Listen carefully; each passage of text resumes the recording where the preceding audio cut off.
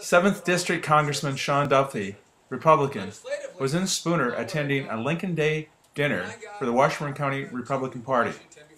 He talked about his first year in Congress and his achievements. I made a motion to ban earmarks for the 112th Congress.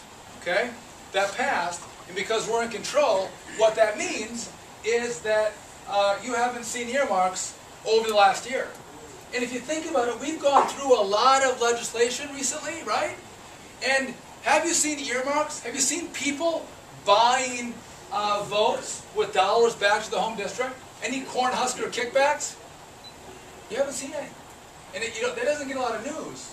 But people are voting for legislation, voting for bills because it's the right thing to do.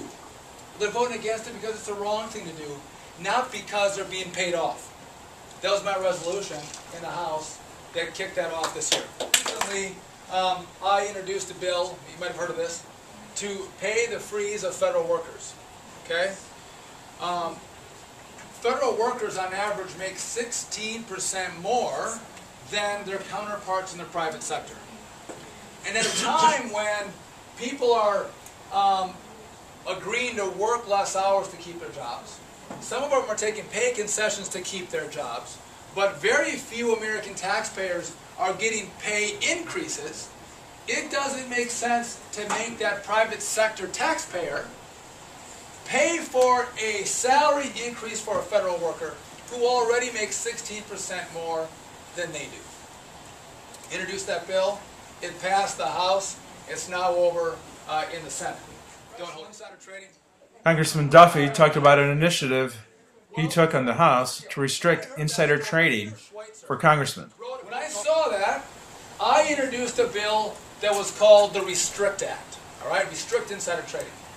There was what was called the Stock Act out there as well. Well, I started asking questions about the Stock Act, the one in the House, the version in the House.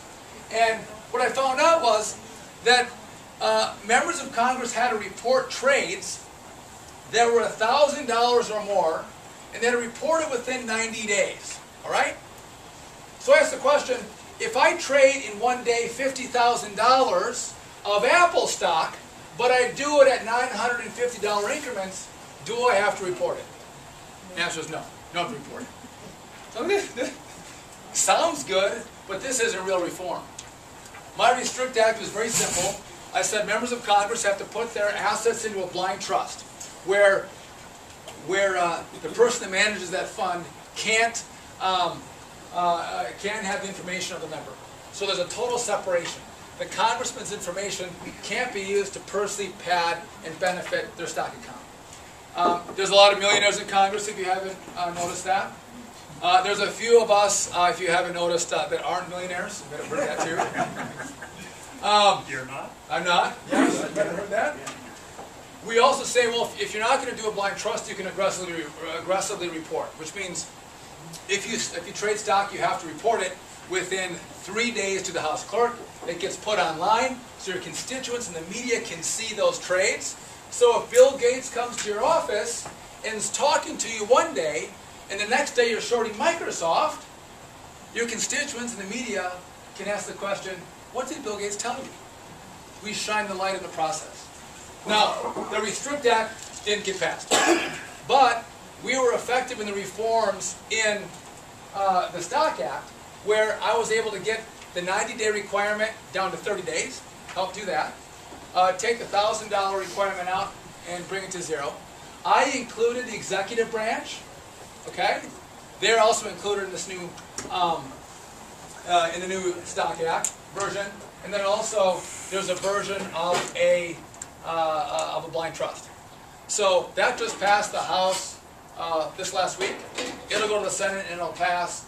And is this the full step to make sure we totally root out insider trading in Congress? There's more to go.